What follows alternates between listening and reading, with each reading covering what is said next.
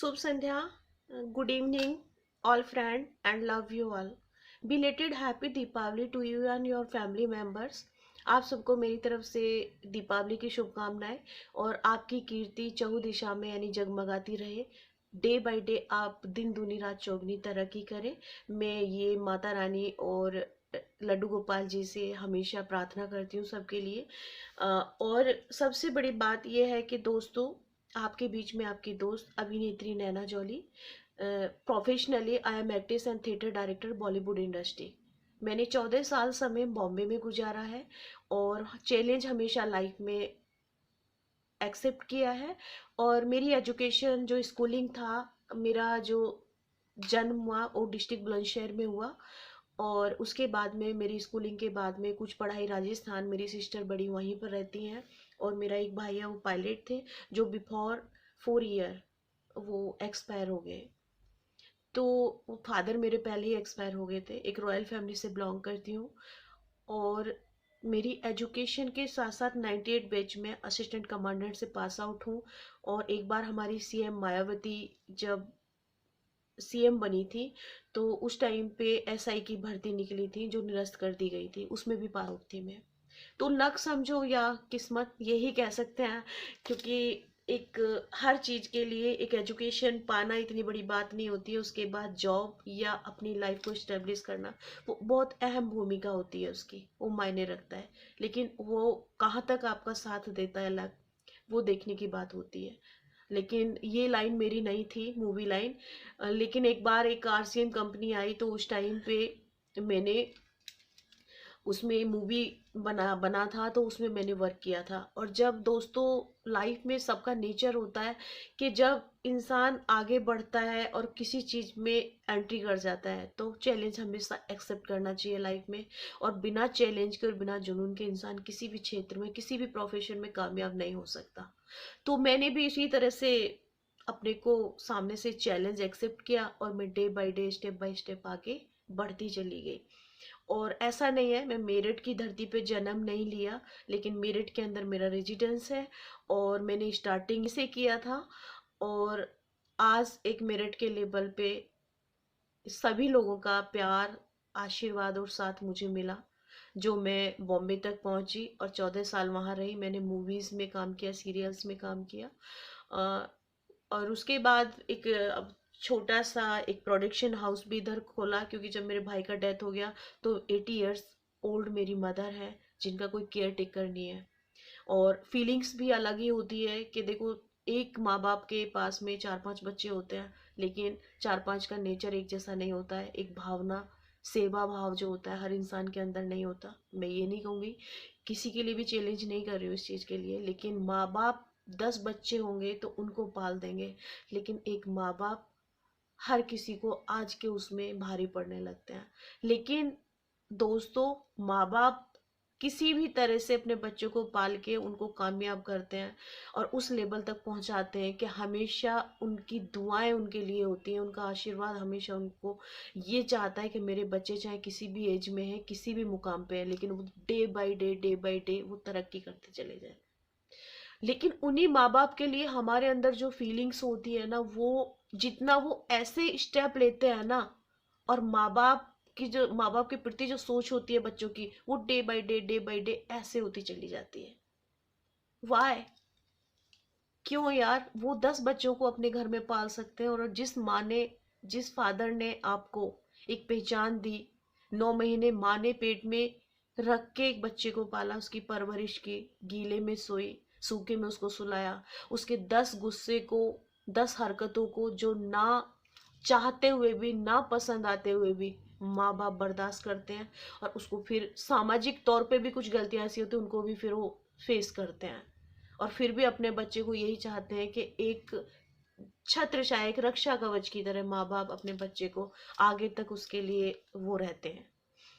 तो मैं चाहती हूँ कि माँ बाप की इज्जत करनी चाहिए।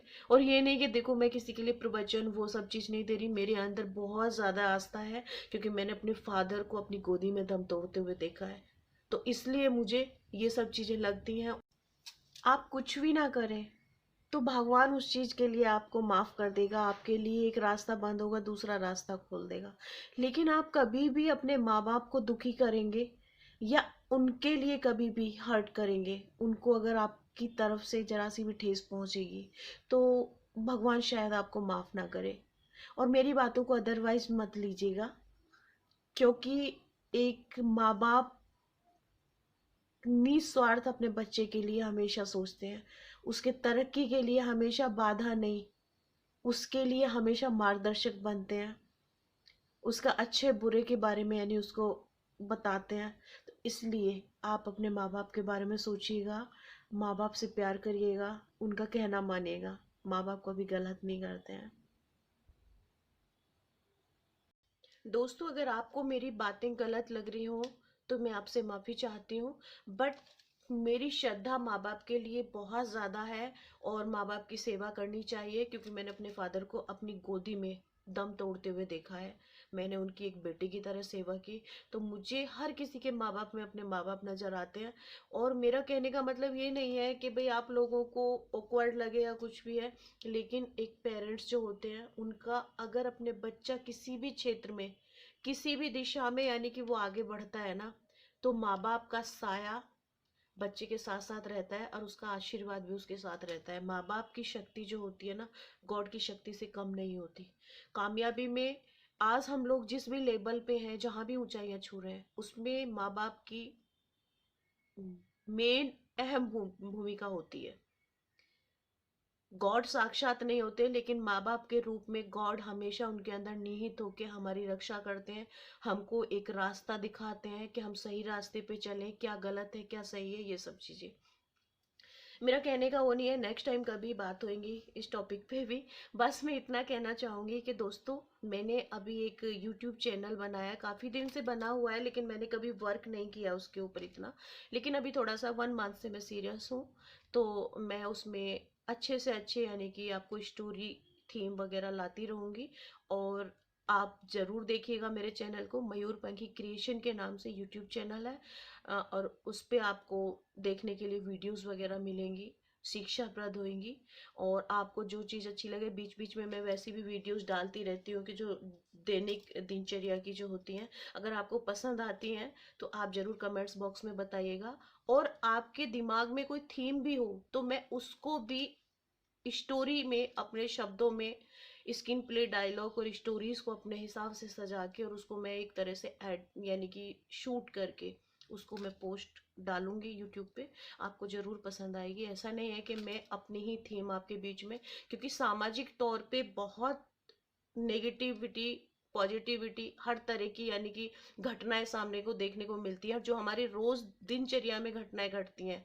हम उन्हीं थीम और स्टोरियों पे यानी कि बॉलीवुड मूवीज और हम शॉर्ट मूवी, टेली फिल्म और वेब सीरीज वगैरह बनती हैं, वो आप मोस्टली देखते हैं यूट्यूब चैनल पे भी और आप पर्दे पे भी। तो अभी धीरे धीरे क्रेज जो है यूट्यूब की तरफ ज़्यादा बढ़ता जा रहा है और एक तरह से इंडस्ट्री भी हमारे यहाँ पे दिल्ली में अभी स्टेब्लिश होने जा रही है, मुंबई से सेकेंड नंबर पे इधर। तो मैं चाहती हूँ कि आप सब लोग अच्छे से अच्छा वर्क करें। मैं गॉड से प्रे करती रहती हूँ हमेशा कि अच्छे से अच्छा देखने को मिले, क्योंकि औरों के जो मैं वीडियोस देखती हूँ तो उससे ऐसा नहीं कि मैं एक देखने के लिए, एक टाइम पास करने के लिए नहीं, आप दूसरों के भी वीडियो देखो तो उससे भी कुछ ना कुछ हम लोग एक सीख लेते हैं, एक तरीका सीखते हैं मेकिंग करने का, किस तरह से डायलॉग्स वगैरह, ये सब चीजें बहुत सीखने को मिलती हैं। तो इसमें कोई वो नहीं है, अगर छोटे बच्चे से भी सीख लेनी पड़े तो सीखना चाहिए, क्योंकि सीखना बुरी बात नहीं है। और मेरा यही है कि मैं छोटी छोटी वीडियोस बना के डालती रहती हूँ और आप सब लोगों का प्यार और साथ और अपने से बड़ों का मेरे को हमेशा आशीर्वाद चाहिए, हमेशा प्यार बना रहना चाहिए एक दूसरे के बीच में, क्योंकि वही चीज़ें काम आएंगी और वही तरीके के रास्ता खोलती हैं और वही मार्गदर्शक के रूप में होते हैं।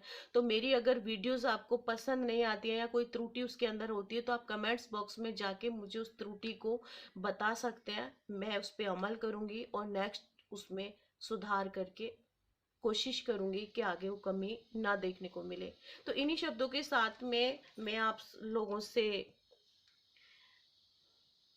क्षमा चाहती हूँ अगर मेरे से कोई बात गलत बोली हो या किसी को हर्ट हुई हो, ऐसा कुछ नहीं है, क्योंकि गलतियां इंसान से होती हो और गलतियों का ही इंसान पुतला है। तो मैं बस यही चाहती हूँ कि आप लोग यानी हमेशा प्यार साथ मेरे साथ बना रहे, और मेरी वीडियोस अगर आपको मयूरपंखी पे देखने को मिलती हैं तो आप जरूर देखिएगा, टाइम मिलता है आपको तो। और सब्सक्राइब, लाइक एंड शेयर करना ना भूलें, और बेल आइकॉन को, बटन्स को दबा के अगली मेरी पोस्ट का, मेरी वीडियोस का इंतज़ार करें। शुभ संध्या, bye, take care, love you all.